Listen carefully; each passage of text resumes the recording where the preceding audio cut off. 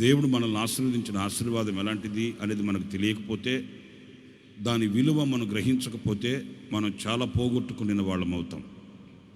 చిన్నపిల్లలు ఉన్నారనుకోండి, వాళ్ళకి ఎంత ఘనమైనది మనం ఇచ్చినా దాని విలువ వాళ్ళకి తెలియదు.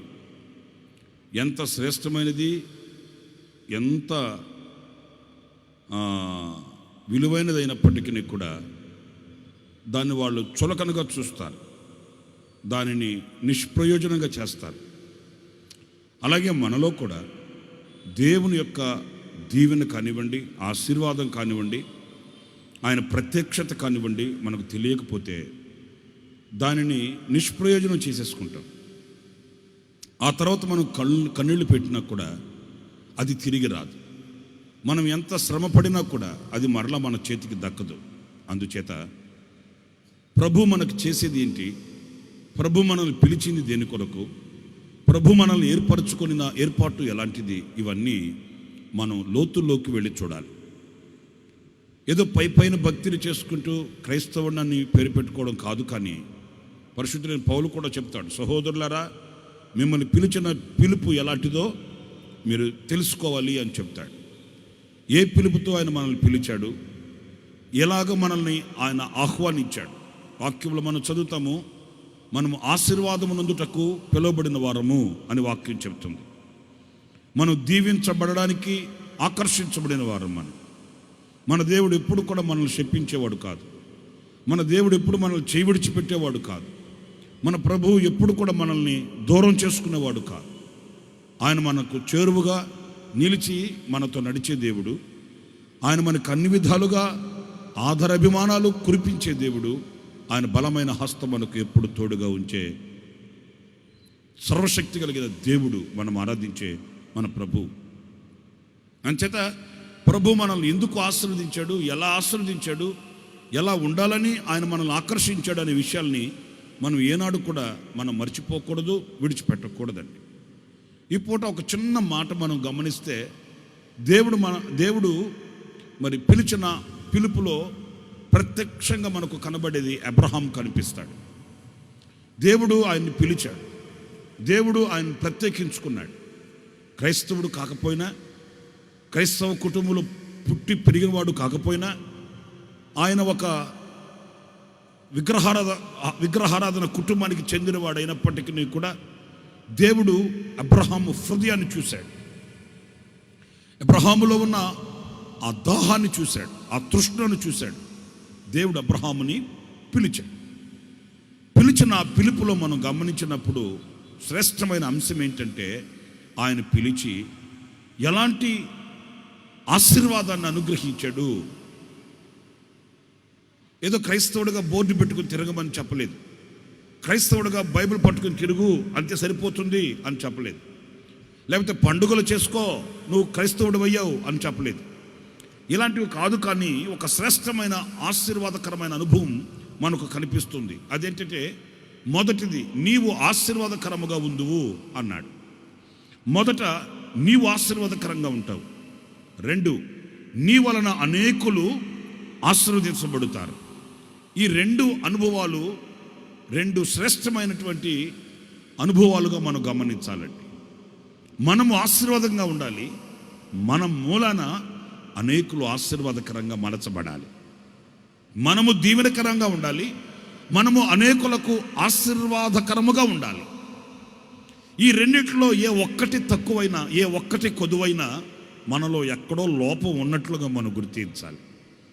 ఎప్పుడు ప్రభు మనల్ని మట్టుకే ఆశీర్వదించి మనల్ని ఎవరికి ఆశీర్వాదకరంగా ఆయన చేయడండి, చేసేవాడు కాదండి. మనల్ని ఆశీర్వాదకరంగా ఉంచుతాడు. మనల్ని బట్టి అనేకులు ఆశీర్వాదకరంగా ఉండాలని ఆశిస్తాడు. నిన్ను బట్టి నీ పిల్లలే అయినా, నిన్ను బట్టి నీ సంఘమేనైనా, నిన్ను బట్టి సమాజమేనైనా ఆశీర్వదించబడాలని ఆయన కోరుతాడు. కానీ ఈ రోజున అలాగ కనిపించట్లేదు.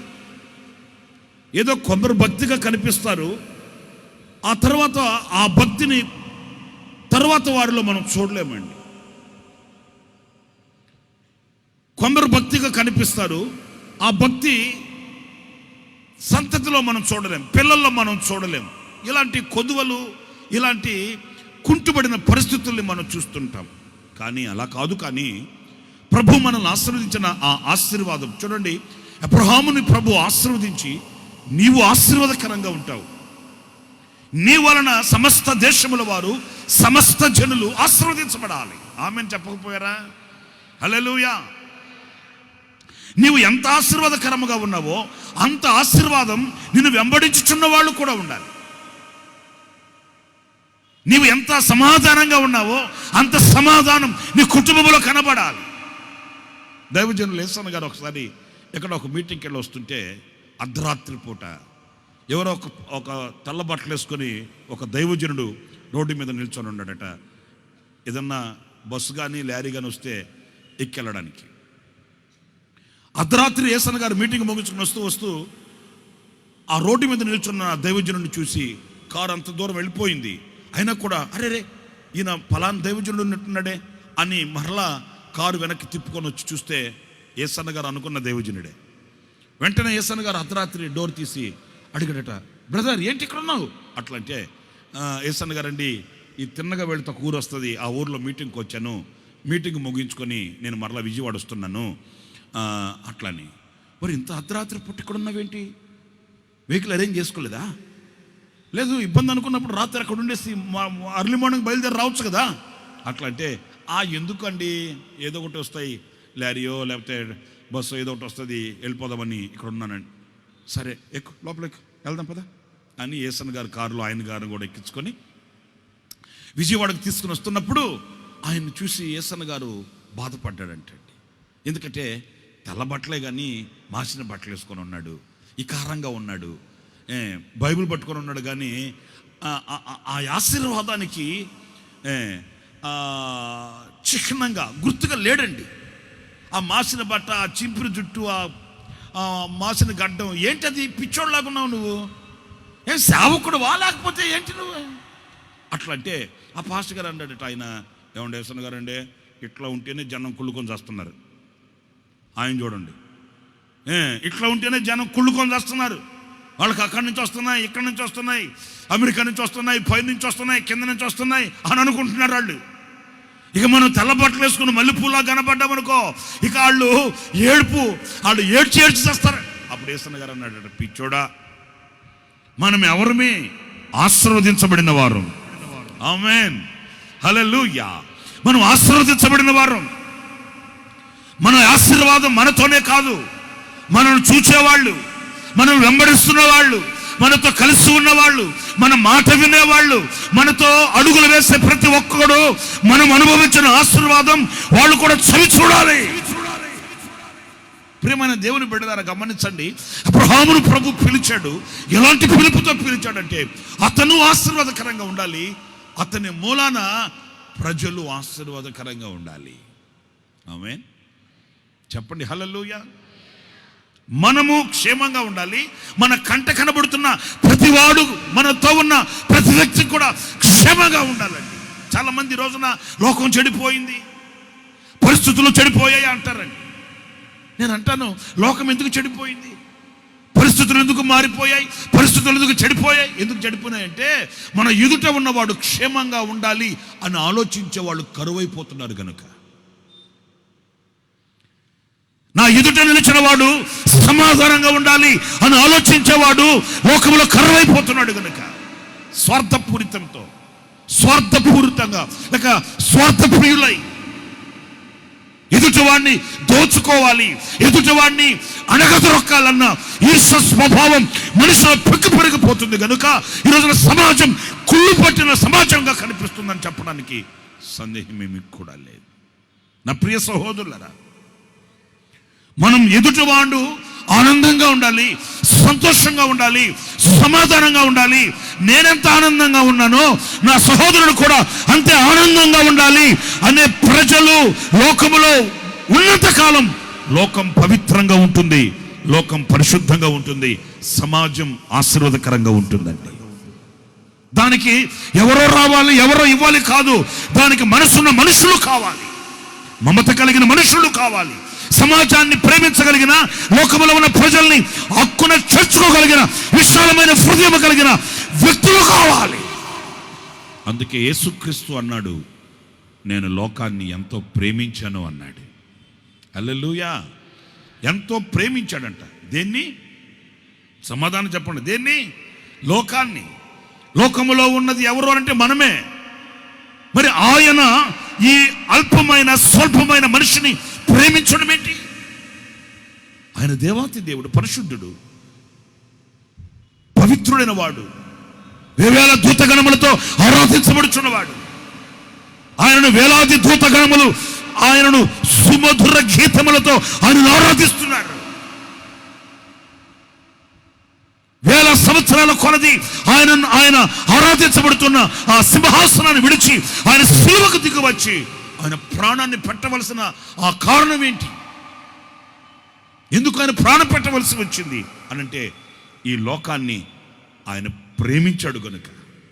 నేను చెప్పేది ఏంటంటే, ఆయన లోకాన్ని ప్రేమించాడు అనడానికి ఆయన పవిత్రతలో ఉన్న మనుషుల్ని, పరిశుద్ధంగా ఉన్న మనుషుల్ని ఆయన ప్రేమించి లోకానికి వచ్చాడా?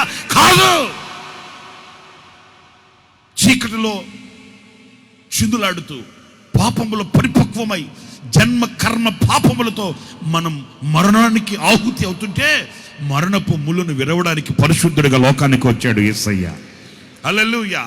ఈ లోకానికి దిగి వచ్చి ఆయన చేయవలసిన విముక్తి, ఆయన చేయవలసిన విడుదల ఆయన సంపూర్తి చేసి కల్వరి గిరిలో ఆయన కరములు చాచి, ప్రియులారా, 6 గంటల సేపు 3 మేకుల మధ్య వ్రేలాడి ఆఖరి క్షణము వరకు, ఆఖరి రక్తపు బొట్టు వరకు సిలువలో కార్చి ఆయన మన కొరకు చనిపోయాడు.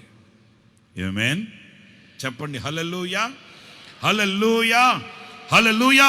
మన మనసు మారాలని, మనలో ఒక పరివర్తన కలగాలని, మనిషిగా జీవించాలని, మనిషిలో మానవత్వం ఉండాలని, ఆ మానవత్వం కలిగిన మనుషుల వలన సమాజం బాగుపడాలి.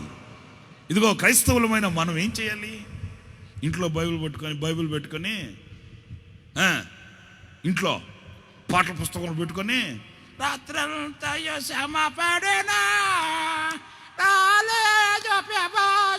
అని పాడుకున్నాడు కాదు. కొంతమంది ఫిక్స్ అయిపోయారు అలాగా, కొంతమంది అలాగా సెట్ అయిపోయారండి. ఏంటంటే, నేను నా ఇల్లు, నేను నా ఒళ్ళు, నేను నా పిల్లలు, నేను నా పిడుగు, నేను నా భర్త, నేను నా భార్య, నేను నా పిల్లలు, అంతవరకే. కానీ నేను సమాజానికి ఎంతవరకు ఆశీర్వాదకరముగా ఉన్నాను, నేను ఉన్న సంఘానికి నేను ఎంతవరకు ఆశీర్వాదకరముగా ఉన్నాను, నా వలన ఎన్ని కుటుంబాలు వెలుగుమయముగా మార్చబడ్డాయి, ఎంతమంది వెలిగింపబడ్డారు, ఎంతమంది ఆశీర్వాదకరమైన మార్గములో నడిపించబడగలుగుతున్నారు నా వలన అనే ప్రశ్న ఈ రాత్రి మీ అందరికీ కలగాలి. నీ నోట దీవెనకరమగు మాటలు రావాలి. నీవు అనేకుల ఎదుట దీవెనకరమైన వాక్కులు ఆస్వాదించగలగాలి. ఆమేన్. నీవు ఆశీర్వాదకరంగా ఉండాలి. నీ వలన ప్రజలు చూడండి. బోయాజు పొలంలోనికి వెళ్ళేవాడంట. బోయాజు అంటే ఎవరు? బెత్లెహేమీయుడండి బోయాజు. ఈ బోయాజు గొప్పవాడండి, ఐశ్వర్యవంతుడండి. మీకు ఆశ్చర్యమైన సంగతి చెప్పనా? ఈ బోయాజు ఆశీర్వదించబడిన వాడు, గొప్పవాడయ్యాడు. అయితే ఆయనలో ఉన్న మంచి సుగుణం ఒకటి ఏంటంటే, పొలంలోకి వెళ్తాడంట. పొలంలోకి వెళ్ళి ఆ పని వాళ్ళని చూస్తాడంట. చూసి ఏమంటాడు తెలుసా? రే వెంకట స్వామి, రే మున్సామే, ఎట్రా, ఏంటదే, ఏంట్రదే, తినడానికి ఎంత తింటావే, పని చేయలేవా? ఇది కదండి మేస్త్రులు అనే మాటలు. అవునా కదా? మేస్త్రులు ఎంత చేసినా ఆఖరిలో ఏమంటారంటే, ఆ చేసేవలే అంటారండి. ఎందుకంటే మేస్త్రికి ఉండే తోక అట్లాంటిది. నేను ఒక్కరిని అనట్లేదండి, ఎవరినైనా, అందరూ అంతే. ఏ మేస్త్రి అయినా అంతే. భలే చేసావురా, నీలాంటి వాడు ఎవడు లేడురా అనడో అంటే రేపటి రోజు వీడు మళ్ళీ మేస్త్రి అయిపోతాడు. అందుకని ఏమంటారంటే, అంత చేసినా ఆ చేసేవలే, ఏంటి అది చేదే అట్లా అంటారండి. కానీ బోయజు అలాంటి వాడు కదండి. పొలంలోకి వెళ్ళి ఆ పొలంలో పని చేసే వాళ్ళని అంటాడంట, యెహోవా మిమ్మల్ని దీవించును కాక అంటే వెంటనే వాళ్ళు అంటారట బోయాజుని, దేవుడు మిమ్మల్ని చూడండి ఆ మాటని. రూతు గ్రంథము 2వ అధ్యాయము 4వ వాక్యం అండి. బోయాజు బెత్లెహేము నుండి వచ్చి యెహోవా మీకు తోడై ఉండునుగాక అని ఆ పని వాళ్ళతో చెప్తే వారు యెహోవా నిన్ను ఆశీర్వదించునుగాక అనిరి. చూసారండి, ఇతను వాళ్ళని ఆశీర్వదిస్తున్నాడు, వాళ్ళు ఇతనిని ఆశీర్వదిస్తున్నారండి. ఇతను వాళ్ళు క్షేమంగా ఉండాలని ఆశిస్తున్నాడు, వాళ్ళు కూడా ఇతను క్షేమంగా ఉండాలని, ఆశీర్వాదకరంగా ఉండాలని ఆనందంగా చెప్తున్నారండి. నేను ఒక మాట చెప్తాను ప్రియులారా, ఈరోజు నీవు ఆశీర్వాదకరంగా, నీ వలన అనేకులు ఆశీర్వాదకరంగా, నీవు సంతోషంగా, నీ వలన అనేకులు సంతోషంగా ఉండగలుగుతున్నారా? దేవుడు నిన్ను ఎందుకు పిలిచాడు? దేవుడు నిన్ను ఎందుకు ఏర్పరిచాడు? నీ వలన సమాజంలో నలిగిపోతున్న ప్రజలు విడుదల పొందాలి. ఆమేన్ చెప్పకపోయారా? నీ వలన కన్నీళ్లు కార్చే ప్రజలు ఆ కన్నీటి వ్యవస్థలో నుంచి విముక్తి చెందాలి. నీ వలన రోగాలలో ఉన్న ప్రజలు నీ వలన ఆ రోగాల వ్యవస్థలో నుంచి వాళ్ళు విమోచించబడి శక్తి కలిగిన వ్యక్తిత్వం కలిగిన వారై సమాజంలో నిలవగలగాలి. దానికి నీవు కారకుడవు కావాలి. అందుకే ప్రభు నిన్ను పిలిచాడు. ఆమేన్. అందుకే ప్రభు మిమ్మల్ని ఏర్పరచుకున్నాడన్న సంగతిని మర్చిపోకూడదండి. నా ప్రియులారా, నీ వలన నీ కుటుంబం కట్టబడాలి, నీ వలన నీ కుటుంబం ప్రభు వైపు తిరగాలి, నీ వలన సమాజంలో అనేకులు ప్రభు వైపు తిరగాలి, ప్రభు వైపు అనేకులను తిప్పే ఘనమైన పాత్రవు నీవు కావాలి, సాదరమైన ఉండాలి. అలాంటి కృప నా దేవుడు నీకు అనుగ్రహించునుగాక. అలాంటి అభిషేకం నా ప్రభు నీ కుటుంబం మీద కుమ్మరించునుగాక. నా ప్రభు నిన్ను చేపట్టి నడిపించునుగాక. నా దేవుని దీవెన నిన్ను వెంబడించునుగాక. నా దేవుని కనికరం నీ మీద కురిపించబడునుగాక.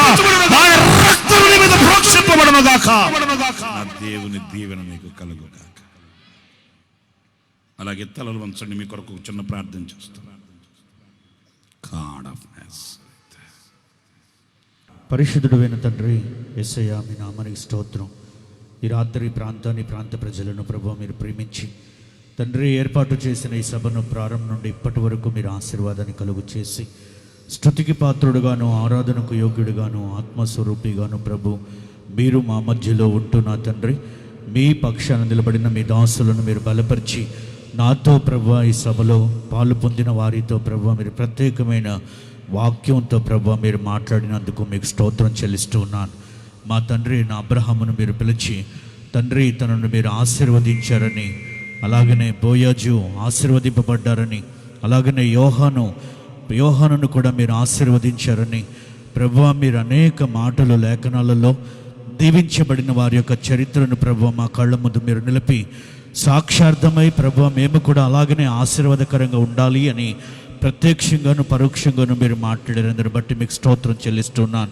ఏ విధం చేతనే నేను మీరు మా మధ్యలో ఉంటూ ఈ సభను ప్రారంభం నుండి ఇప్పటి వరకు ముగింపు వరకు మీరు ఆశీర్వాదాన్ని కలుగు చేసినందుకు, మీరు మాతో ఉన్నందుకు ప్రభువా, మీరు మాట్లాడినందుకు, బలపరిచినందుకు, ధైర్యపరిచినందుకు, ఆదరించినందుకు, సాక్షార్థమై నిలిచి ఉండాలని తెలియజేసినందుకు మీకు స్తోత్రములు చెల్లిస్తూ ఉన్నాను. ఇట్టి క్రియలు ఒక్కొక్కరిలో మీరు చేసి రాకడకు సంసిద్ధపరిచి ఘనతను పొందమని యేసు నామంలో ప్రార్థించి వేడుకొనుచున్నాము తండ్రి.